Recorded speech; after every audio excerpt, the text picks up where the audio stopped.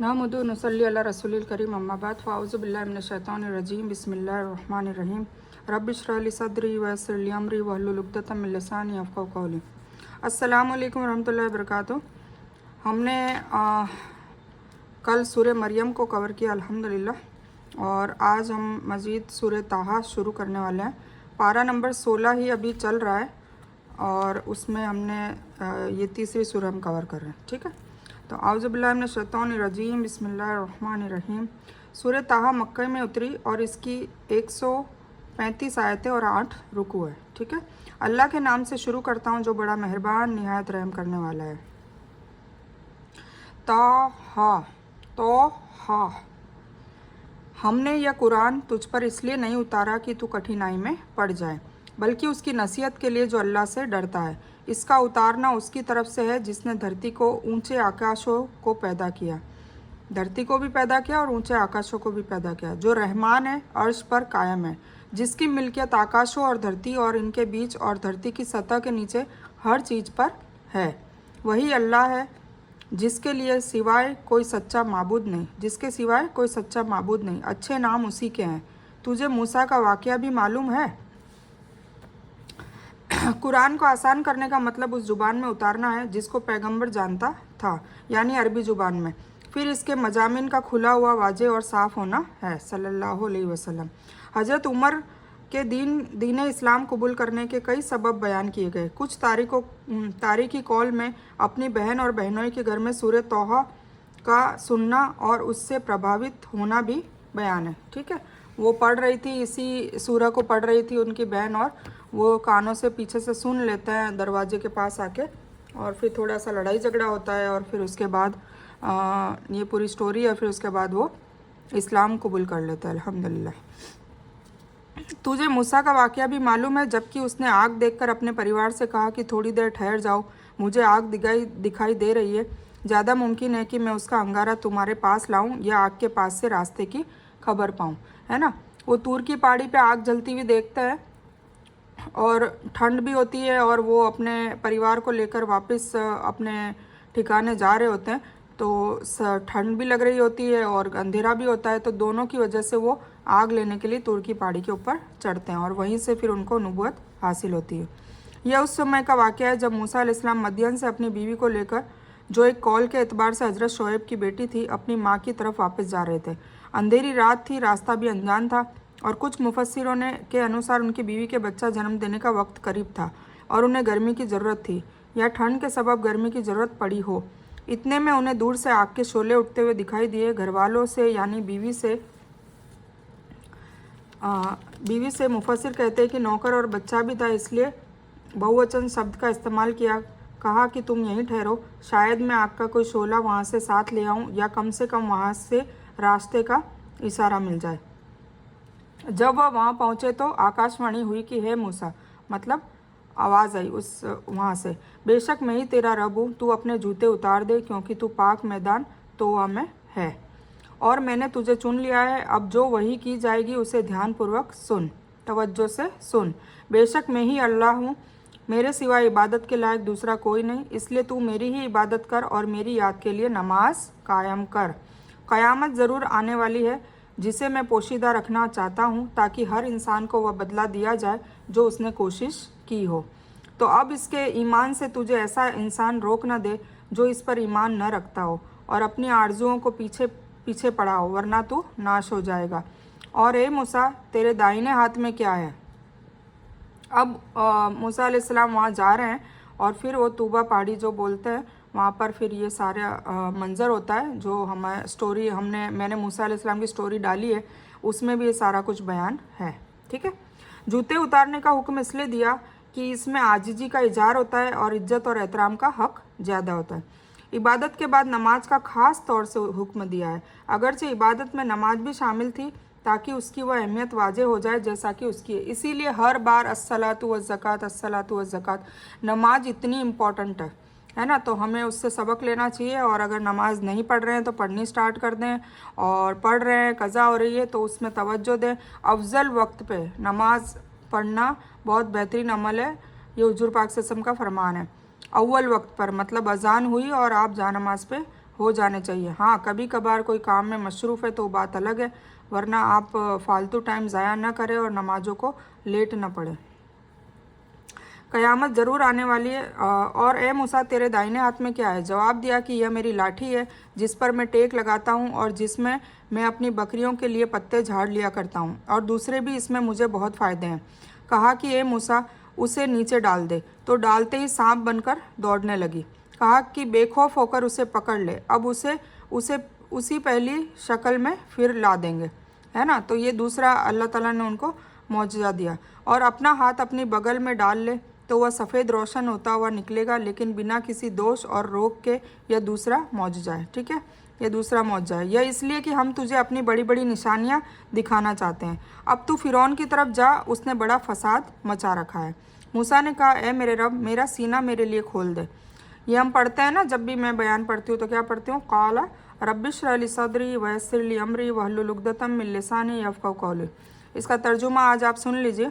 क्या कहा? मेरा सीना मेरे लिए खोल दे। तो हम कोई भी बात करें, किसी के सामने कुछ करें, तो हम ये दुआ पढ़ेंगे तो इंशाअल्लाह हमारी बात की तवज्जो दी जाएगी। तो इसका मतलब है मेरा सीना मेरे लिए खोल दे और मेरे काम को मुझ पर आसान कर दे और मेरी ज़ुबान की गांठ खोल दे। मतलब मैं अच्छे से बोलूँ, इस तरीके से बोलूँ कि सामने वाले को अच्छे से समझ आए, ताकि लोग मेरी बात अच्छी तरह समझ सके। आ गया ना। और मेरा वज़ीर मेरे अहल में से बना दे। बस ये यहाँ तक की है, ठीक है। मेरा सीना मेरे लिए खोल दे, रब्बी इश्रह ली सदरी, मेरे लिए मेरे काम को मुझ पर आसान कर दे, वयस्सिर ली अमरी, मेरी ज़ुबान मेरी गांठ खोल दे, वहलुल उक़दतम मिन लिसानी, ताकि लोग मेरी बात अच्छी तरह से समझ सके, यफ़क़हू क़ौली, ठीक है। और मेरा वजीर मेरे अहल में से बना दे, यानी मेरे भाई हारून को तू उससे मेरी कमर कस दे। मतलब उन्होंने अपने भाई को भी नबूवत दिलवा दी, क्योंकि वो हकलाते थे बोलने में। तो अल्लाह ताला ने तीसरा ये मौजज़ा भी दिया, रब्बी इश्रह ली की दुआ सिखा दी, और फिर उसके बाद हारून अलैहिस्सलाम को भी नबूवत दे दी, और उसको मेरे काम में सहायक मददगार कर दे, ताकि हम दोनों बहुत तेरी तारीफ़ बयान करें और बहुत तेरी याद करें। बेशक तू हमें अच्छी तरह से देखने भालने वाला है। अल्लाह ताला ने कहा, ए मूसा, तेरे सभी सवाल पूरे कर दिए, मतलब सारी दुआएं तेरी कबूल कर दी, और हमने तो तुझ पर एक बार और भी इससे भी बड़ा एहसान किया है, जबकि हमने तेरी माँ के दिल में वह उतारा जिसका बयान अब किया जा रहा है ना। मतलब जो मूसा अलैहिस्सलाम के माँ के दिल में क्या डाला था कि उनको जब फ़िरौन का ज़माना, फ़िरौन था क्या करता था, हर साल बच्चों को मारता था, नौमौलूद बच्चों को मारता था। क्यों? क्योंकि वो मैंने स्टोरी में डाल रखा है, आप पढ़ सकते हैं कि उनके जो नजूमी थे, जो भविष्यकार थे, वो भविष्यवाणी करने वाले जो विद्वान थे, उन्होंने कहा था कि ये बनी इसराइल, इनमें से भी एक बच्चा पैदा होगा जो तेरा कत्ल करेगा बड़ा होके। तो वो बड़ा होने ही नहीं देता था, नौमौलूद बच्चों को मारता था। फिर एक बार क्या हुआ कि उन्हीं विद्वानों ने कहा कि हम इस तरीके से हर साल सबको कत्ल कर देंगे तो हमारे गुलामी कौन करेगा, हमारे काम कौन करेगा बड़े होकर। तो हम ऐसा करते हैं कि एक साल मारा जाए और एक साल छोड़ दिया जाए।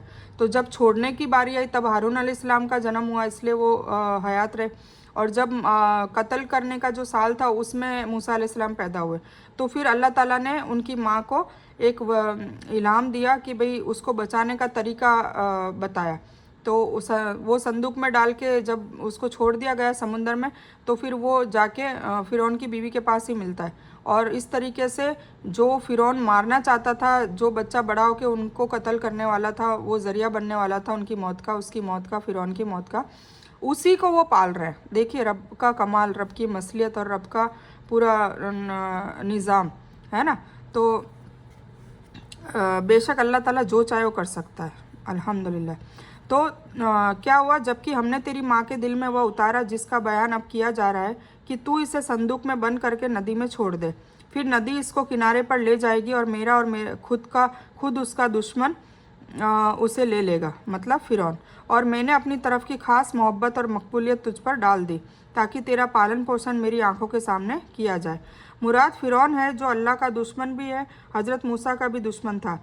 यानी लकड़ी का वह संदूक तैरता हुआ जब राजभवन शाही महल के किनारे पहुंचा तो उसे बाहर निकाल कर देखा गया तो उसमें एक मासूम बच्चा था, जिसे फ़िरौन ने अपनी बीवी की तमन्ना पर पालन पोषण के लिए राजभवन में ही रख लिया। इसलिए अल्लाह की कुदरत और उसकी हिफाजत और उसकी निगरानी का कमाल और मौजज़ा देखिए कि जिस बच्चे के सबब फ़िरौन अनगिनत बच्चों का कत्ल करवा चुका है ताकि वह बच्चा ज़िंदा न रहे, उसी बच्चे को अल्लाह ताला उसकी गोद में पालन करवा रहा है। सुभान अल्लाह। और माँ अपने बच्चे को दूध पिला रही है, लेकिन उसकी मजदूरी भी उसी मूसा के दुश्मन से हासिल कर रही है। ये पूरी कहानी आपको स्टोरी में मिलेगी, आप सुन लीजिएगा। याद कर जबकि तेरी बहन चल रही थी और कह रही थी कि अगर तुम कहो तो मैं उसे बता दूं जो उसका निगहबान बन सके। इस तरह से हमने तुझे पुनः तेरी माँ के पास पहुंचाया कि उसकी आंखें ठंडी रहे और वह दुखी न हो। और तूने एक इंसान का कत्ल कर दिया था, उस पर भी हमने तुझे गम से बचा लिया, यानी हमने तेरी अच्छी तरह आजमाइश कर ली। फिर तू कई साल तक मदियन के लोगों में ठहरा रहा, फिर अल्लाह के लिए हुए नसीब के अनुसार हे मूसा तू आया है। ठीक है, मतलब उनके हाथों से कत्ल हो गया था तो भाग खड़े हुए वहाँ से मिस्र से, और फिर मदियन जाके ठहरे। मदियन में फिर उनकी मुलाकात शोएब अलैहिस्सलाम से हुई। शोएब अलैहिस्सलाम की 2 बेटियाँ थी, उनकी शादी उनसे हुई, है ना, पहले एक से फिर दूसरी से, और फिर है ना वो वापस फिर उनकी महर में वो 8 साल मांगते हैं कि 8 साल मेरी बकरियों का पालन पोषण करोगे, यहीं रहोगे। 8 की जगह वो 10 साल रहते हैं, और फिर उसके बाद वो कहते हैं कि भाई अब मैं मेरी माँ के पास जाऊँगा। तो जब वो रास्ते में जाते हैं तब उन्हें नबूवत मिलती है। ठीक है, और मैंने तुझे ख़ास तौर से अपने लिए पसंद कर लिया। अब तू अपने भाई सहित मेरी निशानियाँ साथ ले जा। खबरदार तुम दोनों मेरी याद में सुस्ती न करना, अल्लाह का जिक्र करते रहना। तुम दोनों फ़िरौन के पास जाओ, उसने बड़ी सरकशी की है, उसे नरमी से समझाओ। देखिए दावत देने का तरीका क्या है, नरमी। जब भी हम लड़ाई झगड़ा करके अपनी औलाद को या अपने शौहर को या अपने परिवार को किसी को भी ज़ोर ज़बरदस्ती से दीन नहीं समझा सकते। अगर हम आराम से प्यार से मोहब्बत से समझाएंगे उनको असर भी होता है, और फिर भी नहीं होता है तो अल्लाह से दुआ कीजिए, अल्लाह बेहतरीन कारसाज है, वो दिलों को फेरने वाला वही है। ठीक है, तो क्या कहा, उसे नरमी से समझाओ, शायद वह समझ ले या डर जाए। दोनों ने कहा है हमारे रब, हमें डर है कि कहीं फ़िरौन हम पर कोई जुल्म न करे या अपनी सरकशी में बढ़ न जाए। जवाब मिला कि तुम दोनों कभी डर न करो, मैं तुम्हारे साथ हूँ और सुनता देखता रहूँगा। अल्लाह ताला ने अपने आप मुहाफ़िज कर दिया उनको। यह सलाहियत भी अल्लाह की तरफ तबलीग करने वालों के लिए बहुत ज़रूरी है, क्योंकि सख्ती से लोग भागते हैं, है ना, आगे ना दावत सख्ती से नहीं देनी चाहिए। आसानी और नरमी से करीब आते हैं और प्रभावित होते हैं, और वे हिदायत हासिल करने वाले होते हैं। बेशक तुम उसके पास जाकर कहो कि हम तेरे रब के पैगंबर हैं, तू हमारे साथ इसराइल की औलाद को भेज दे, उनके अजाब खत्म कर। हम तो तेरे पास तेरे रब की तरफ से निशानियां लेकर आए हैं।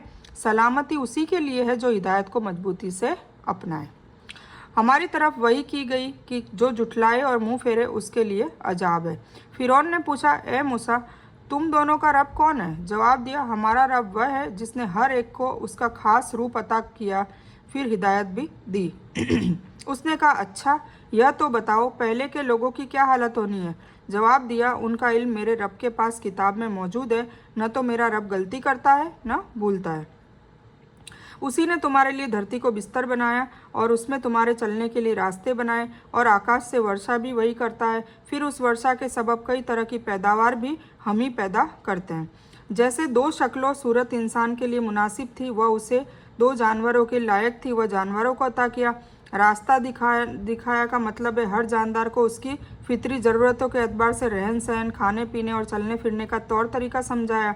उसी के एतबार से हर जानदार अपनी जीवन सामग्री जमा करता है, ज़िंदगी के ये दिन गुजारता है ना। कितना बेहतरीन मैनेजर और क्रिएटर है हमारा रब। ठीक है, तुम खुद खाओ और अपने पशुओं को भी चराओ, बेशक इसमें अक्लमंदों के लिए बहुत सी निशानियाँ हैं। उसी धरती में से हमने तुम्हें पैदा किया और उसी में फिर वापस लौटाएंगे, और उसी से दोबारा तुमको निकल खड़ा करेंगे, है ना। धरती से हम पैदा हुए, मतलब आदम अलैहिस्सलाम को मिट्टी से पैदा किया, उन्हीं से हमारी पैदाइश हुई। फिर उसके बाद कब्र में जाना है, मतलब धरती में ही जाना है, धरती के अंदर। और फिर उसके बाद वही धरती क़यामत आएगी तो सबको उखाड़ फेंकेगी और सब जिंदा होकर निकल खड़े होंगे कहाँ पर? मैदान हशर में, अल्लाह ताला की हाजिरी देने।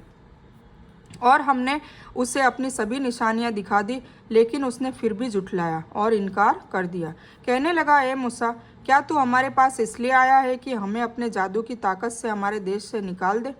ठीक है, हम भी तेरा सामना करने के लिए ऐसी तरह जैसा जादू जरूर लाएंगे, बस तू हमारे और अपने बीच वादा का वक्त मुकर्रर कर ले कि न हम उसके खिलाफ करें और न तू खुले मैदान में मुकाबला हो। ठीक है, अब फ़िरौन क्या करा, हठधर्मी में आ गया। जब उसने मूसा अलैहिस्सलाम से बातचीत की तो फिर अब वो मूसा अलैहिस्सलाम को हराने पे अड़ गया और पूरी सल्तनत को बुला लिया, बड़े से बड़े जादूगरों को बुला लिया ताकि वो मूसा अलैहिस्सलाम को हरा सके। पर मूसा अलैहिस्सलाम के साथ कौन है? अल्लाह रब्बुल इज़्ज़त, तो उनको कौन हरा सकता है?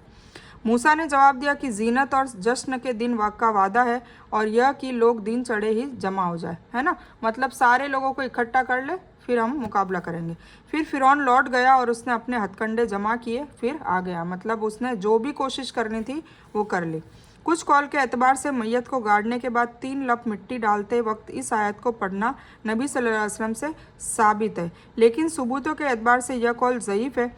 लेकिन आयत बिना 3 लब डालने वाला कौल जो इब्ने माजा में है वह सही है, इसलिए गाड़ने के बाद दोनों हाथों की लब से 3-3 बार मिट्टी डालने को उलमा ने सही कहा है। देखिए किताबुल जनाइज़, ये रेफरेंस दिया है। मूसा ने उनसे कहा कि तुम्हारी शामत हो, अल्लाह ताला पर झूठ और इल्ज़ाम न लगाओ कि वह तुम्हें अजाब से नाश कर दे। याद रखो वह कभी कामयाब न होगा जिसने झूठी बात गढ़ी। फिर ये लोग आपस में विचार विमर्श में मुख्तलिफ राय हो गए और छुपकर सरगोशी करने लगे। कहने लगे ये दोनों सिर्फ जादूगर है और इनका मजबूत इरादा है कि अपने जादू की ताकत से तुम्हें तुम्हारे देश से निकाल दे और तुम्हारे बेहतरीन धर्म को नाश कर दे। अब इस तरीके से उनके खिलाफ बरखलाया जा रहा है कि ये दोनों जादूगर हैं। तो तुम भी अपना कोई दांव उठा न रखो, फिर सफ बंद होकर आ जाओ। जो आज गालिब हो गया वही कामयाबी ले गया। वे कहने लगे, यह मूसा, या तो तू पहले डाल या हम पहले डालने वाले बन जाए। जवाब दिया, नहीं, तुम ही पहले डालो। अब तो मूसा को यह ख्याल होने लगा कि उनकी रस्सियां और लकड़ियां उनके जादू की ताकत से दौड़ भाग रही है। हजरत मूसा अलैहिस्सलाम ने पहले उनको अपना खेल दिखाने को कहा ताकि उन पर यह वाज़ेह हो जाए कि वह जादूगरों की इतनी बड़ी तादाद से जो फिरौन जमा करके लाया है और उसी तरह उनके जादू के खेल से कभी डरे नहीं है। दूसरे, उनके जादू के खेल तमाशे जब अल्लाह के चमत्कार से पलक झपकते ही ख़त्म और बर्बाद हो जाएंगे तो इसका बहुत अच्छा असर पड़ेगा और जादूगर यह सोचने पर मजबूर हो जाएंगे कि यह जादू नहीं है, हकीकत में इसको अल्लाह की मदद हासिल है और एक पल में इसकी एक लाठी हमारे सारे खेल तमाशे निगल गई और इस हिसाब से वो इस्लाम कबूल कर लेंगे। तो इस तरीके से, इस वजह से उन्होंने कहा कि पहले जादूगरों को कहा कि तुम अपना दाव डालो।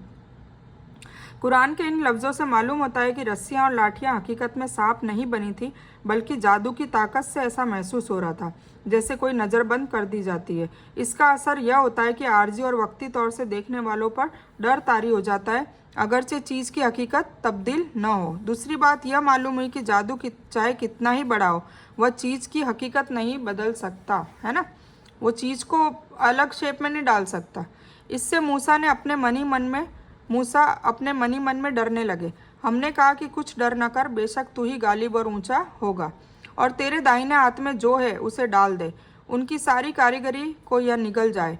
उन्होंने जो कुछ बनाया है यह केवल जादूगरों के कर्तव्य है और जादूगर कहीं से भी आए कामयाब नहीं होता।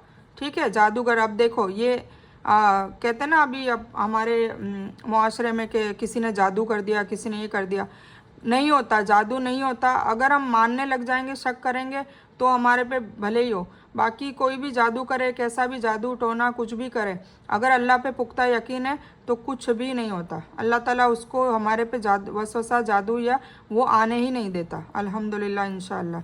ठीक है, अब तो सारे जादूगर सजदे में हो गए। अब क्या हुआ, मूसा अलैहिस्सलाम ने बोल तो दिया पर मनी मन में डरने लगे, तो अल्लाह ताला ने वही दी कि भाई तू डर मत, गालिब तू ही होगा, तू ही ऊंचा होगा और तेरे दाहिने हाथ में, मतलब जो असा है, जो लकड़ी है, वो डाल दे।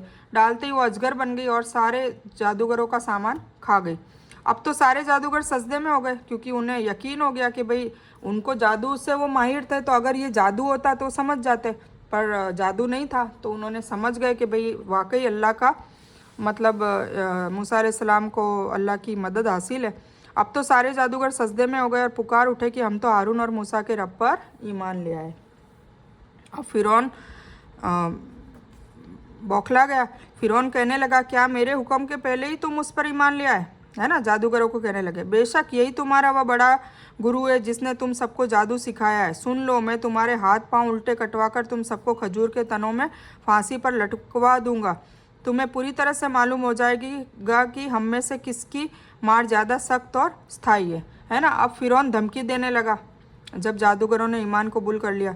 उन्होंने जवाब दिया कि नामुमकिन है कि हम तुम्हें तरजीह दें उन दलीलों पर जो हमारे सामने आ चुकी है और उस अल्लाह पर जिसने हमें पैदा किया अब तो तू जो कुछ करना चाहे कर ले, वो बेखौफ हो गए, है ना। जो कुछ हम चला सकते हैं वह इसी दुनियावी ज़िंदगी में ही है। मतलब तू हमारा नुकसान या कुछ भी कर सकता है तो दुनिया में कर सकता है। अगर तुम हमें मार देगा तो जाना किसके पास है, हमें अल्लाह के पास है। तो पुख्ता ईमान हो गया सारे जादूगरों का।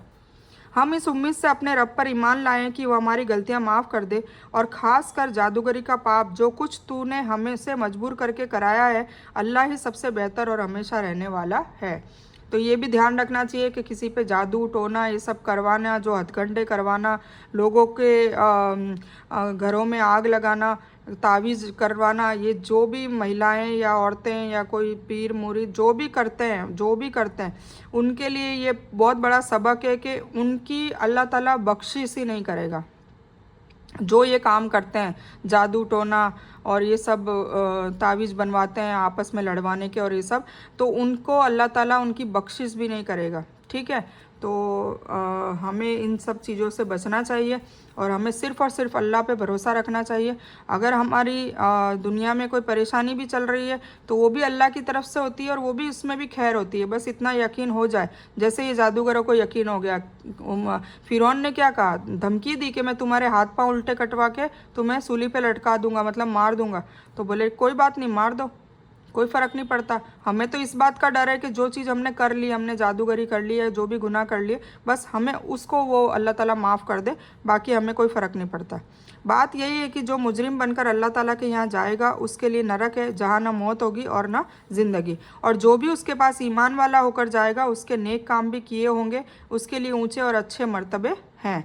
दायमी जन्नत जिनके नीचे नदियाँ बह रही होगी, जहाँ वे हमेशा रहेंगे, यही बदला है हर उस इंसान का जो पाक है। और हमने मूसा की तरफ वही उतारी कि तू रातों रात मेरे बंदों को ले चल और उनके लिए समुंदर में सूखा रास्ता बना ले, फिर न तुझे किसी के आ पकड़ने का खौफ होगा न डर। ठीक है, अब मूसा अलैहिस्सलाम को रातों रात निकाल दिया और फिर उनको कहा कि समुंदर में लाठी फेंकना, तो वहाँ पर एक बड़ा रास्ता बन गया सूखा, और उन लोगों ने उसको पार कर लिया। जैसे ही वो समुंदर पार करके ज़मीन पर पैर रखे, उन्होंने धरती पर किनारे पे पैर रखे, वो वापस समुंदर बन गया। फिरौन ने अपनी सेना सहित उनका पीछा किया, फिर तो समुंदर उन सब पर छा गया जैसा कुछ छा जाने वाला था। ठीक है ना, क्योंकि वो निकल गए तो रास्ता समुंदर बन गया, तो वो डूबने वाले ही थे सारे, फिरौन और उसकी सेना। और फिरौन ने अपनी कौम को भटकावे में डाल दिया और सीधा रास्ता न दिखाया। ए इस्राएल के पुत्रों, बनी इस्राएल, ठीक है, देखो हमने तुम्हें तुम्हारे दुश्मन से आज़ाद कर दिया। अब अल्लाह ताला क्या कह रहा है कि फिरौन से तुम्हारी निजात दिला दी, अब तुम मेरी तस्बीह बयान करो। और तुमको तूर पहाड़ के दाहिने तरफ का वादा दिया और तुम पर मन और सलवा भी उतारा, मन और सलवा खाने के लिए भी उतारा। ठीक है, मन और सलवा के उतरने का बयान सूरह अल बकर के शुरू में गुजर चुका है। मन कोई मज़ेदार मीठी चीज़ थी और आकाश से उतरती थी, और सलवा से मुराद है बटेर पक्षी है, जो ज़्यादा तादाद में उनके पास आते थे और वे ज़रूरत के एतबार से उन्हें पकड़कर पकाते थे और खा लेते थे। तुम हमारी अता की हुई पाक रोजी खाओ और उसमें हद से तजावुज़ न करो, वरना तुम पर मेरा अजाब उतरेगा, है ना। अब तुम आराम से रहो, तुम्हें फिरौन से निजात दिलवा दी। फिरौन तुम गुलामी करवाता था, भूखे मारता था और बहुत सारे प्रताड़ित करता था और तुम्हारी औलादों को कत्ल करता था, तो अब इन सब चीज़ से छुटकारा दिला दिया। अब अल्लाह ताला कह रहा है, और फिर उसके बाद मन और सलवा भी दे रहे हैं, है ना, इतनी सारी नेमतें दे रहे हैं, रहने को चश्मे, पानी के चश्मे दे दिए, रहने को ज़मीन दे दी, सब कुछ दे दिया। अब तुम हद से ना गुजरना। अब अल्लाह ताला उनको भी वार्निंग दे रहे हैं। और जिस पर मेरा अजाब उतर जाएगा वह बेशक नाश हुआ, और बेशक मैं उन्हें माफ़ कर देने वाला हूँ जो माफ़ी मांगे, ईमान लाए, नेकी के काम करे और सीधे रास्ते पर भी रहे। और ए मूसा, तुझे अपनी कौम से गाफिल करके कौन सी बात जल्दी ले आई? कहा वह लोग भी मेरे पीछे ही पीछे हैं, और मैंने है रब तेरी तरफ जल्दी इसलिए की ताकि तू खुश हो जाए।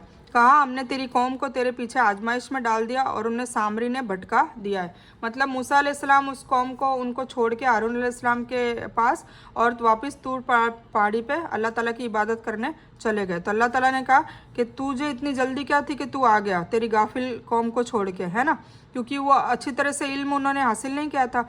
और फिर वो बाद में कोई सामरी नाम का जादूगर था, उसने फिर से भटका दिया, और ये आजमाइश थी। ठीक है, यानी अल्लाह की माफ़ी का हकदार होने के लिए 4 बातें ज़रूरी है। कुफ्र और शिरक से पश्चाताप, मतलब तौबा। ठीक है, कुफ्र नहीं करना है, मतलब अल्लाह की आयतों से इनकार नहीं करना है, और शिरक नहीं करना है, मतलब अल्लाह के सिवा किसी और की इबादत और किसी और से मदद नहीं मांगनी है। ये शिर्क है। तो इसकी तौबा, दूसरा ईमान, तीसरा नेकी का काम और चौथा सच्चे रास्ते पर चलते रहना, यानी सीधे रास्ते पर चलते हुए उसे मौत आ जाए। तो वो कौन है? ये 4 चीज़ें होगी तो वो जन्नत का हकदार, मतलब अल्लाह की माफ़ी का हकदार हो जाएगा। नहीं तो वाजिब बात है कि माफ़ी मांगने और ईमान के बाद अगर उसने फिर शिर्क या कुफ्र का रास्ता अपनाया, यहाँ तक कि उसकी मौत हो गई और वह कुफ्र और शिर्क पर ही रहा, तो अल्लाह की माफ़ी के बजाय अजाब का हकदार होगा। अल्लाह ताला हम सबको इस चीज़ से बचाए और हमें सच्ची पक्की हिदायत का रास्ता बताए, सच्ची पक्की तौबा करने वाला बनाए और अल्लाह ताला हमारी मगफिरत करे। आमीन सुम्मा आमीन या रब्बल आलमीन। हज़रत मूसा के बाद सामरी नाम के एक इंसान ने इसराइल की औलाद को बछड़ा पूजने पर लगा दिया, जिसकी खबर अल्लाह ताला ने तूर पर ही मूसा को दे दी थी। मूसा अलैहिस्सलाम को पहाड़ पर ही जब इबादत करने गए तो दे दी कि सामरी ने तेरे पैरोकारों को भटका दिया है। इम्तिहान में डालने को अल्लाह ने अपने से मंसूब किया है, इसलिए कि खालिक वही है, नहीं तो भटकाने का सबब तो सामरी ही था, जैसा कि वाज़ेह है। तो मूसा बहुत गुस्सा और गमगीन होकर वापस लौटे, है ना। जैसे ही पता चला वो वापस अपनी कौम की तरफ गए और कहने लगे कि ऐ मेरी कौम के लोगों, क्या तुमसे तुम्हारे रब ने अच्छा वादा नहीं किया था? क्या उसकी मुद्दत तुम्हें लंबी मालूम हुई, या तुम्हारा इरादा ही यह है कि तुम पर तुम्हारे रब का अजाब उतरे, इसलिए तुमने मेरे वादे को तोड़ दिया, है ना। जैसे अल्लाह ताला ने तुमको कहा था कि भाई अब तुमको फिरौन से निजात दिला दी, सब नेमतें दी है, तो क्या तुम भूल चुके हो सारा कुछ? ये मूसा अलैहिस्सलाम गुस्से में आके कह रहे हैं। उन्होंने जवाब दिया कि हमने अपने अधिकार से आपके साथ वादे को नहीं तोड़ा, बल्कि हम पर जो जेवर कौम के लाद दिए गए थे उन्हें हमने डाल दिया और उसी तरह सामरी ने भी डाल दिए, है ना। मतलब वो उल्टा कह रहे हैं उनको। फिर उसने लोगों के लिए एक बछड़ा निकाला, यानी बछड़े की मूर्ति जिसकी गाय जैसी आवाज़ थी। फिर कहने लगे कि यही तुम्हारा भी माबूद है और मूसा का भी, लेकिन मूसा भूल गया है। देखिए वो सामरी ने ऐसे भटका दिया और लोग भटक भी गए। क्या ये भटके हुए लोग यह भी नहीं देखते कि वह तो उनकी बात का जवाब भी नहीं दे सकता? मतलब वो बछड़ा ना बोल पा रहा है ना कुछ कर पा रहा है, तो कैसे उसकी पूजा कर रहे हैं लोग? सोचते नहीं है, दिमाग नहीं लगाते, ना उनके किसी बुरे भले का हक रखता है वो बछड़ा, है ना। और हारून ने इससे पहले ही उनसे कह दिया था कि ये मेरे कौम के लोगों, इस बछड़े से तो तुम्हारा इम्तिहान किया गया है, तुम्हारा सच्चा रब तो अल्लाह रहमान ही है, तो तुम सब मेरी पैरवी करो और मेरी बात को मानते चले जाओ। पर हारून अलैहिस्सलाम की उन्होंने एक न मानी। अल्लाह ताला ने उनकी बेवकूफ़ी और कम अक्ली का बयान करते हुए फरमाया कि इन अकल के अंधों को इतना भी नहीं पता चला कि यह बछड़ा कोई जवाब दे सकता है, न फ़ायदे नुकसान पहुंचाने की कुदरत रखता है, जबकि देवता तो वही हो सकता है जो हर इंसान की विनती सुनने, फ़ायदा नुकसान पहुंचाने और ज़रूरत को पूरा करने का पूरा अधिकार रखता हो। उन्होंने जवाब दिया कि मूसा के आने तक हम तो इसी के पुजारी रहेंगे। जब हारून अलैहिस्सलाम ने समझाया तो उन्होंने कहा मूसा के आने तक हम इसी के पुजारी रहेंगे। मूसा कहने लगे, ए हारून, इन्हें भटकता देखते हुए तुमने किस बात को रोका था? मतलब फिर अब हारून अलैहिस्सलाम पे भड़के कि तुमने क्या करा, तुमने अपनी कौम को क्यों नहीं बचाया, कि तू मेरे पीछे ना आया, क्या तू भी मेरी इताअत का फरमान बन बैठा है? हारून ने कहा, ए मेरे माँ जाए भाई, मेरी दाढ़ी न पकड़ और सिर के बाल न खींच। मुझे तो केवल यह ख्याल आया कि कहीं आप यह न कहे कि तूने इसराइल की औलाद में मतभेद पैदा कर दिया और मेरी बात की इंतजार नहीं की। मूसा ने पूछा, सामरी तेरा क्या मामला है? अब पहले कौम से बात करी, फिर हारून अलैहिस्सलाम से बात करी और अब सामरी की बारी है। उसने जवाब दिया कि मुझे वह चीज़ दिखाई दी जो उन्हें नहीं दिखाई दी, तो मैंने अल्लाह के भेजे हुए पदचीनों से एक मुट्ठी भर ली, उसे उसमें डाल दिया। इसी तरह मेरे दिल ने मेरे लिए यह बात बना दी। सामरी ने क्या किया था, जिब्रील अलैहिस्सलाम आए थे तो उनके घोड़े की जो नीचे के कदमों की राख थी, वो मिट्टी थी, वो ले ली। वो लेने से क्या हो गया कि वो बछड़े में आवाज़ आने लगी, हल्की सी खनखनाती। तो बस इसी वजह से कोई भी करामात होती है तो लोग उसके पीछे पड़ जाते हैं, उसको नाउज़ुबिल्लाह खुदा मानने लगते हैं। करामात की वजह से तो करते हैं ना, कोई भी दरगाहों में मज़ारों पे करामात होती है तो नाउज़ुबिल्लाह लोग उन्हीं से औलादे मांगने लगते हैं। ये हमारी कौम में भी ये रोग है, ये बीमारी है। अल्लाह ताला हम सबको शिर्क से बचाए। तो कहा, ठीक है, जा दुनियावी ज़िंदगी में तेरी सज़ा यही है कि तू कहता रहे मुझे न छूना। मतलब है कि ऐसी बीमारी उनको अल्लाह ताला दे देता है कि वो बस हर जगह यही कहता रहता है कि मुझे न छूना। और एक दूसरा भी वादा तेरे साथ है जो तुझसे कभी ना टलेगा, और अब तू इस देवता को भी देख लेना जिस पर पुजारी बना हुआ था, अब इसे जला देंगे। फिर वो बछड़े को जला दिया और नदी में कण कण उड़ा देंगे। फिर क्या करेगा, तेरे माबूद को ही हम तेरे सामने ख़त्म कर देंगे।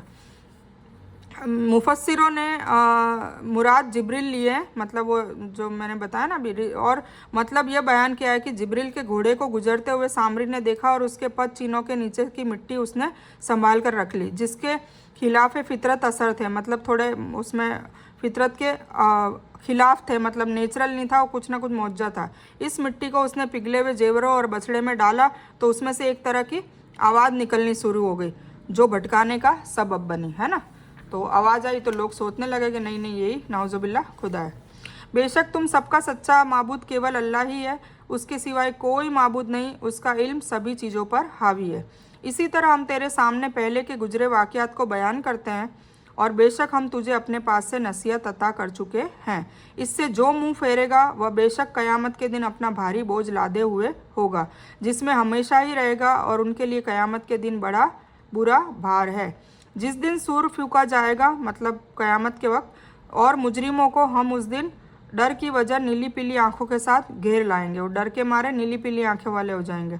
वे आपस में चुपके चुपके कह रहे होंगे कि हम तो संसार में केवल 10 दिन ही रहे, मतलब उनको इतना भी वो नहीं पता होगा कि कितने दिन वो दुनिया में निकाल के आए। जो कुछ वे कह रहे हैं उसकी हकीकत की खबर हमें है। उनमें सबसे बेहतर रास्ते वाला कह रहा होगा कि तुम केवल एक ही दिन रहे। वे आपसे पहाड़ों के बारे में सवाल करते हैं तो आप कह दें कि उन्हें मेरा रब कण कण करके उड़ा देगा। क़यामत के दिन क्या होगा, रेजा रेजा हो जाएंगे पहाड़, इतने बड़े बड़े छोटी छोटी रुई की तरह उड़ने लग जाएंगे। इससे मालूम हुआ कि मूर्ति पूजा के चिन्ह खत्म करना, बल्कि उसके वजूद के चिन्ह मिटा डालना, चाहे उनका संबंध कितने ही पाक इंसान से हो, अपमान नहीं है। ठीक है, अगर कोई ऐसा मौजा करामात ऐसी होती तो उसको नष्ट कर दे ताकि उससे शिरक न फैले, जैसा कि अहले बिदत, कब्र पूजक और ताजिया पूजक बताते हैं। बल्कि यह तो तौहीद का उद्देश्य और धार्मिक सम्मान की बात है ना। ये आ गया ना, कब्र पूजक हो गई, बिदात हो गया, ताजिया पूजक, ये सारे शिरक है। जैसे इस घटना में उस रसूल को नहीं देखा गया, मतलब जिब्रील अलैहिस्सलाम को, और जिससे जाहिर तौर पर रूहानी बरक़ात का मुशाहदा भी किया गया, उसके बावजूद भी उसकी चिंता नहीं की गई, इसलिए कि वह मूर्ति पूजन का जरिया बन गया था।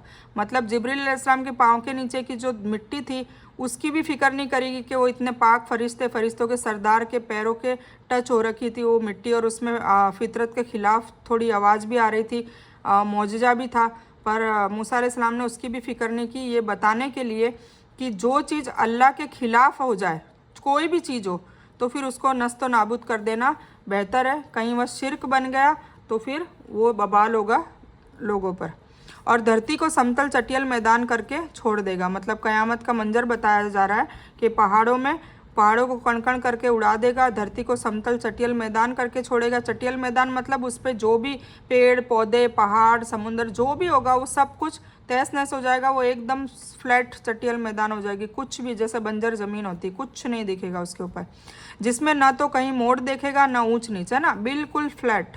जिस दिन लोग पुकारने वाले के पीछे चलेंगे जिसमें कोई कमी ना होगी, और अल्लाह रहमान के सामने सभी आवाज़ें धीमी हो जाएगी, बिल्कुल धीरी आवाज़ से बोलेंगे, सिवाय खुसर फुसर के तुझे कुछ भी सुनाई नहीं देगा। उस दिन सिफारिश कुछ काम ना आएगी, लेकिन जिसे रहमान हुक्म दे उसकी बात को पसंद करे। जो कुछ उनके आगे और पीछे है उसे अल्लाह ही जानता है, मखलूक का इल्म उसे घेर नहीं सकता। और सभी मुँह हमेशा जिंदा और कायम दायम अल्लाह के सामने आजिजी से झुके होंगे, सभी ऐसे रिस्पेक्टफुली अल्लाह के सामने खड़े होंगे। बेशक वह नाकाम हो गया जिसने जुल्म लाद दिया, और जो नेकी का काम करे और ईमानदार भी हो तो न उसे जुल्म का डर होगा न हक तलफी होगी, है ना। जो नेक काम करके दुनिया में से गया होगा तो उसे फिर उसके साथ जुल्म भी नहीं होगा, अल्लाह ताला वादा कर रहा है, और हक तलफी भी नहीं होगी, उसको सारे हक दिलाए जाएंगे। अल्लाह ताला हमें ऐसे लोगों में शुमार करे, आमीन सुम्मा आमीन। और इसी तरह हमने तुझ पर अरबी भाषा में कुरान उतारा है और कई तरह से उसमें डर का बयान किया है ना। कई बार कौमों को अजाब लादने का, क़यामत का, दोजक का, कब्र के अजाब का, ऐसे करके डर भी डाला है। और जो नेक लोग हैं उनको सब्र कर रहे हैं, और जो तो उनको हौसला अफजाई भी करके तारीफ़ भी की जा रही है कि भाई तुम्हें जन्नत मिलेगी, तुम और करो, है ना। तो ये पढ़ने से हमें सब्र भी आता है और शुक्र भी आता है, और हमारी हौसला अफजाई भी होती है अगर नेक काम कर रहे होते हैं तो, और बद काम कर रहे होते हैं तो हमें खौफ भी होता है, डर भी लगता है, और फिर हम क्या करते हैं, तौबा करते हैं और अल्लाह की तरफ रुजू हो जाते हैं। इसीलिए कुरान को पढ़ना चाहिए। ताकि लोग परहेजगार बन जाएं और उनके दिलों में सोच विचार पैदा हो, है ना, सोच आने लगे, थॉट्स आने लगे कि भाई क्या ये सब कुछ लिखा है तो हमें क्या करना चाहिए, कौमों को अजाब दिया तो उनके गुनाह क्या थे तो वो हमें छोड़ने चाहिए, और जो लोग अच्छे हैं जैसे मरियम अलैहिस्सलाम और अच्छे अच्छे लोगों का बयान किया है तो उनको जन्नत में आला दर्जा दिया है, तो उन्होंने क्या दुनिया में दुख देखे और सब्र किया और नेक काम भी करते रहे उसके साथ साथ, तो हमें भी ऐसा करना चाहिए ताकि हमें भी जन्नतें मिले, है ना। हम बोलते हैं ना सिरातल लजीना अनअमता अलैहिम, हमें ऐसे लोगों का रास्ता दिखा जिसको तूने इनाम दिया, तो वो कुरान पाक दिखाता है, हमें बार बार दिखाता है। जुल्म यह है कि उस पर दूसरों के पापों का बोझ भी डाल दिया जाए, और हक तलफी यह है कि नेकी का बदला कम दिया जाए। ये दोनों बातें वहाँ नहीं होगी, जिसने जितनी कोशिश की होगी उसको इतना मिलेगा। इस तरह अल्लाह ताला सबसे बड़ा सच्चा और हकीकी मालिक है। तू कुरान पढ़ने में जल्दी न कर, इससे पहले कि तेरी तरफ जो वही की जाती है वह पूरी की जाए, और यह कहे कि रब मेरा इल्म बढ़ा, है ना, रब्बी ज़िदनी इल्मा। जो लोग मतलब अपना इल्म बढ़ाना चाहते हैं, ये बेहतरीन दुआ है, रब्बी ज़िदनी इल्मा, हर नमाज के बाद पढ़नी चाहिए, रब्बी ज़िदनी इल्मा। और हमने आदम को पहले ही ताकीदी हुक्म दे दिया था, लेकिन वह भूल गया और हमने उसमें कोई अज़म नहीं पाया। और जब हमने फरिश्तों से कहा कि आदम को सजदा करो तो इब्लिस के सिवाय सबने सजदा किया, उसने साफ इनकार कर दिया। तो हमने कहा कि ए आदम, यह तेरा और तेरी बीवी का दुश्मन है, ध्यान रहे ऐसा ना हो कि वह तुम दोनों को जन्नत से निकलवा दे कि तू मुसीबत में पड़ जाए। अल्लाह ने पहले ही आगाह करवा दिया था, फिर भी उसने बरखला दिया उन लोगों को और वो जन्नत से निकाले गए। यहाँ तो तुझे यह सहूलत है कि न तू भूखा होता है न नंगा, और न तू यहाँ प्यासा होता है न धूप से कष्ट उठाता है। मतलब जन्नत में तो कोई भी तुझे दुख तकलीफ नहीं है। अगर तू उसके वसवसे में आ गया तो जन्नत से निकाला जाएगा, तो फिर वहाँ पे काफ़ी चीज़ें सहनी पड़ेगी, है ना। तो उसके बावजूद भी शैतान कामयाब हो गया। सोचिए, हमारे बाप, हमारे अब्बा आदम अलैहिस्सलाम और हव्वा अलैहिस्सलाम, हमारी माँ, उनको वो छोड़ नहीं सका, तो हम तो क्या चीज़ है। तो हमें इसीलिए अल्लाह ताला की रहमत काफ़ी मांगनी चाहिए, शैतान से निजात मांगनी चाहिए, तो ताकि हम उसके वसवसे में ना आए, ठीक है। जिब्रील जब वही लेकर आते और सुनाते तो नबी सल्लल्लाहु अलैहि वसल्लम भी जल्दी जल्दी साथ ही साथ पढ़ते जाते थे, कहीं कुछ हिस्सा भूल ना जाए, है ना। तो अल्लाह ताला ने उनसे मना किया और कहा कि ध्यान से पहले वही को सुने, उसके बाद याद कराना और दिल में बिठाना ये हमारा काम है, हम ऑटोमेटिक आपको हिफ्स करा देंगे, जैसा कि सूरह क़याम में भी आएगा। अल्लाह ताला यानी अल्लाह ताला से इल्म के ज़्यादा होने के लिए दुआ करते रहिए ना, रब्बी ज़िदनी इल्मा पढ़ते रहिए। इसमें आलिमों के लिए भी नसीहत है कि धार्मिक फैसले में तहकीक और गौर से काम करें। जो आलिम है उनसे भी कहा जा रहा है जल्दबाजी से बचे, ज्ञान के बढ़ाने के जरियों को अपनाने में कमी ना करें, है ना, सीखते रहे। इसके सिवा इल्म से मुराद कुरान और हदीस का इल्म है। कुरान में इसी को इल्म कहा गया है और उनके जानकार को आलिम कहा गया है।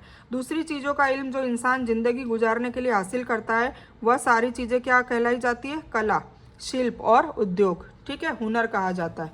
और मेन इल्म अल्लाह ताला किसको कह रहा है, कुरान का इल्म। लेकिन शैतान ने उसे वसवसे में डाला, किसको, आदम अलैहिस्सलाम और बीबी हव्वा को, और कहने लगा कि ए आदम, क्या मैं तुझे दायमी जीवन का पेड़ और राजपाट बतलाऊं जो कभी पुराना ना हो, है ना, हमेशा अमर रहने का कोई फॉर्मूला बताऊं। इसलिए उन दोनों ने उस पेड़ से कुछ खा लिया और उनके गुप्तांग शर्मगाह खुल गए और जन्नत के पत्ते अपने ऊपर चिपकाने लगे। आदम ने अपने रब की नाफरमानी की और बहक गया। फिर उसके रब ने उसे नवाजा, उसकी तौबा को कबूल किया और उसका मार्गदर्शन किया, ठीक है। ये तो बहुत शॉर्ट में बता दिया, पर आदम अलैहिस्सलाम को बहुत ज़्यादा दुख तकलीफ़ देखनी पड़ी और फिर काफ़ी अरसे तक दोनों मियाँ बीवी को अलग रखा और फिर काफ़ी उन्होंने माफ़ी मांगी और उसके बाद अल्लाह ताला ने माफ़ी दे दी। तो इससे हमें भी सबक हासिल करना चाहिए कि जाने अनजाने में कोई भी गुनाह कर चुके हैं, इब्लिस के वसवसे में आ चुके हैं, अब हम कुरान की तरफ आए हैं, तो उससे मायूस ना हो। कुछ लोग बिल्कुल मायूस हो जाते हैं कि अब क्या बन पड़ेगा, क्या होगा, तो अल्लाह की रहमत से मायूस ना हो, इंशाअल्लाह अल्लाह माफ़ करेगा। बस अब इसके बाद आने वाले जो भी ज़िंदगी का आपका जितनी अल्लाह ताला ज़िंदगी दे रहा है उसमें आप बस मुकम्मल हो जाइए कि आप गुनाह नहीं करना है और इब्लिस के वसवसे में नहीं आना है, इब्लिस की चालों में नहीं आना है और हमेशा अल्लाह की रहमत में रहना है और नेक काम करते रहना है और इबादत करते रहनी है। कुरान को थामे रखना है, कुरान को पढ़ते रहना है, कुरान को समझते रहना है, कुरान को समझाते रहना है, हक़ की दावत देते रहना है। तो ये सब चीज़ हम करते रहेंगे तो इंशाअल्लाह इब्लिस हमसे कोसों कोसों दूर रहेगा और अल्लाह की रहमत हम पर हावी हो जाएगी। फिर उसके रब ने उसे नवाजा, उसकी तौबा को कबूल किया और उसका मार्गदर्शन रहनुमाई की। फिर आदम अलैहिस्सलाम को हमारा बाप बना दिया, मतलब आदम अलैहिस्सलाम को बहुत नवाजा। फिर उसके बाद कहा तुम दोनों यहाँ से उतर जाओ, तुम आपस में एक दूसरे के दुश्मन हो। कौन? दोनों को उतार दिया, आदम अलैहिस्सलाम बीवी हव्वा को भी उतार दिया और इधर इब्लिस को भी उतार दिया। और दोनों को कहा कि तुम दोनों अब आपस में दुश्मन हो, तो एक दूसरे से अब तुम्हारे पास जब कभी भी मेरी ओर से हिदायत पहुंचे तो जो मेरी हिदायत का पालन करेगा वह ना बहकेगा और ना कठिनाई में पड़ेगा, है ना। जो अल्लाह ताला की हिदायत का पालन करेगा और इब्लिस से कोसों दूर रहेगा, इब्लिस उसको भड़का नहीं सकता। आएगा ज़रूर, जो जितने दिन में होगा उतना ही उससे बहकाने की कोशिश करेगा इब्लिस, पर अल्हम्दुलिल्लाह अल्लाह की रहमत से वो नहीं आएंगे, ठीक है। और जो मेरी याद से मुंह फेरेगा उसका जीवन तंग रहेगा और हम क़यामत के दिन उसे अंधा करके उठाएंगे। तो अब ये इसी तरीके से वो सजदा न करने वाली बात से फिर दोनों की आपस में दुश्मनी स्टार्ट हो गई और इब्ने आदम को क़यामत तक इब्लिस भड़काता रहेगा, इब्लिस की सेना भड़काती रहेगी। इसलिए हमें अल्लाह ताला से उसके लिए हमें निजात मांगनी चाहिए और अल्लाह ताला की रहमत मांगनी चाहिए। इससे कुछ लोग मतलब निकालते हुए कहते हैं कि आदम से मज़कूरा भूल नबूवत से पहले हुई और नबूवत से आपको उसके बाद मुज़य्यन किया गया, लेकिन हमने पिछले पृष्ठ पर इस भूल की जो हकीकत बयान की है वह गलती से महफूज होने के खिलाफ नहीं, क्योंकि ऐसी भूल और गलती जिसका ताल्लुक दावत और अल्लाह का पैगाम पहुंचाने और शरीयत से नहीं बल्कि व्यक्तिगत कर्म से हो और उसमें भी उसका कमज़ोर इरादा हो, तो यह हकीकत में वह पाप ही नहीं है जिसके सबब इंसान अल्लाह के गज़ब का मस्तक बने। इस पर जो पाप शब्द बोला गया है वह सिर्फ उसकी बड़ाई और ऊंचे पद के सबब की बड़ों की छोटी सी गलती भी बड़ी समझ ली जाती है। इसलिए आयत का यह मतलब नहीं हमने उसके बाद उसे नबूवत के लिए चुन लिया, बल्कि मतलब यह है कि शर्म और तौबा के बाद हमने फिर उसे ऊंचे पद पर फायज कर दिया जो पहले उन्हें हासिल था। उनको धरती पर उतारने का फैसला हमारी इच्छा, इल्म और हिकमत पर मबनी था। इसलिए यह ना समझ लिया जाए कि यह हमारा गजब है जो आदम पर उतरा, है ना। ये बताया जा रहा है कि आदम अलैहिस्सलाम पहले ही ऊंचे और अव्वल दर्जे पर थे, फिर उन्होंने एक भूल की। तो जब बहुत बेहतरीन और बहुत आलिम और बहुत दीनदार, नेकोकार और दिमाग वाला बंदा होता है तो उससे एक्सपेक्टेशन भी लोगों की ज़्यादा बढ़ जाती है ना। तो उसकी छोटी सी भूल भी फिर ऐसा लगता है कि यार इससे तो हमें ये मतलब इससे तो हमें एक्सपेक्टेशन नहीं थी कि ये इतनी गलती कर सकता है। तो अल्लाह ने वो छोटी सी भूल की वजह से उन्हें सज़ा दी और फिर उनकी तौबा भी कबूल कर ली और फिर बाद में नेमत के रूप में और उनके दर्जे को बुलंद कर दिया, ये बताया जा रहा है। वह कहेगा रब मुझे तूने अंधा बनाकर क्यों उठाया, हालांकि मैं देखता भालता था, है ना। जो इब्लिस के चंगुल में फंसेगा, इब्लिस की पैरवी करेगा, पैरोकारी करेगा, गलत काम करेगा मतलब, तो उससे अंधा उठाया जाएगा। और फिर अल्लाह ताला से वो कहेगा कि मेरे रब मेरे को अंधा क्यों उठाया है, हालांकि मैं तो देखता भालता था, दुनिया में देखता था मैं। जवाब मिलेगा इसी तरह होना चाहिए था, तूने मेरी आई हुई आयतों को भुला दिया, इसी तरह आज तू भी भुला दिया जाता है, ठीक है। मतलब आयतों का ठुकराया, अल्लाह की हुक्म को नहीं माना ना। अल्लाह ने कहा सच बोलो, वो झूठ बोलता था। अल्लाह ने कहा गिबत मत करो, वो करता था। अल्लाह ने कहा दो लोगों में लड़ाई मत कराओ, वो करता था। तो जो चीज़ करेगा तो अल्लाह ताला फिर कहेगा कि जब तूने मुझे भुला दिया दुनिया में तो अब मैं भी तुझे भुला देता हूँ। और हमने ऐसा ही बदला हर इंसान को दिया करते हैं जो हद से तजावुज़ करे और अपने रब की आयतों पर ईमान न लाए, और बेशक आखिरत का अजाब बहुत ही कड़ा और दायमी है। क्या उनका मार्गदर्शन इस बात ने भी न किया कि हमने उनसे पहले बहुत सी बस्तियां हलाक कर दी।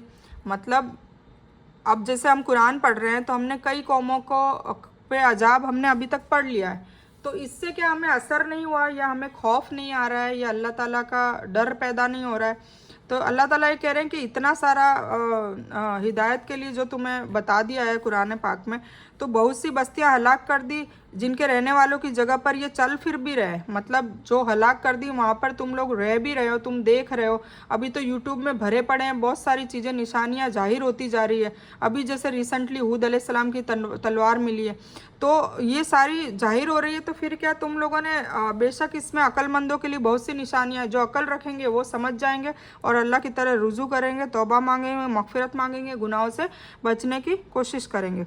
और अगर तेरे रब की बात पहले से मुकर्रर और समय मुय्यन न होता तो इसी वक्त कजा अची मरती, है ना। अल्लाह का अजाब अल्लाह ने खुद रोक रखा है कि भाई एक मुद्दत तक हर कौम को वो देखेगा, ढील देगा, जो नेक है उसको भी देखेगा, जो बद है उसको भी देखेगा। और फिर जब अजाब मुकर्रर हो जाएगा कि फ़ैसला कर लिया है कि भाई इस कौम को इतने, और अमूमन जहाँ तक कुरान में बताया जा रहा है कि 1000 साल में हर कौम की पकड़ होने वाली होती है। तो 1000 साल के हिसाब से फिर 1000 साल तक उनको तब तक चेक किया जाता है, ठीक है। और अगर तेरे रब की बात पहले से और तो उनकी बातों पर सब्र कर और अपने रब की पाकी और बड़ाई को बयान करता रहे, सूरज निकलने से पहले और डूबने से पहले और रात के मुख्तलिफ हिस्सों में भी और दिन के हिस्सों में भी तस्बीह करता रहे। बहुत मुमकिन है कि तू खुश हो जाए। ये नमाज की बात हो रही है। कैसे? कुछ मुफस्सिरों के नज़दीक तस्बीह से मुराद नमाज है और वह इससे 5 नमाजें समझते हैं। कैसे? सूरज ने निकलने से पहले फजर, सूरज के डूबने से पहले असर, रात के वक्त मगरिब और ईशा, और दिन के किनारों से जौहर की नमाज मुराद है। आ गए ना 5 क्योंकि जौहर का वक्त यह दिन के पहले हिस्से का आखिरी और दिन के आखिरी हिस्से का पहला हिस्सा है। और कुछ के नज़दीक इन वक्तों में वैसे ही अल्लाह की बड़ाई और तारीफ़ की जाती है, मतलब ज़िक्र भी किया जाता है, तो वो भी है जिसमें नमाज, कुरान का पढ़ना, ज़िक्र, दुआ और नफली इबादत भी शामिल है। मतलब यह कि आप सल्लल्लाहु अलैहि वसल्लम इन मूर्ति पूजकों के झुठलाने से मायूस न हो, अल्लाह की बड़ाई तारीफ़ करते रहे। अल्लाह ताला जब चाहेगा उनको दबोच लेगा। और अपनी निगाह कभी उन चीज़ों की तरफ न दौड़ाना जो हमने उनमें से कई लोगों को दुनियावी शोभा के लिए दे रखी है ना। मतलब उन चीज़ों पे निगाह मत दौड़ाना जिनको ऐशो आराम और सब दे रखे हैं, उन पे नज़र मत करना।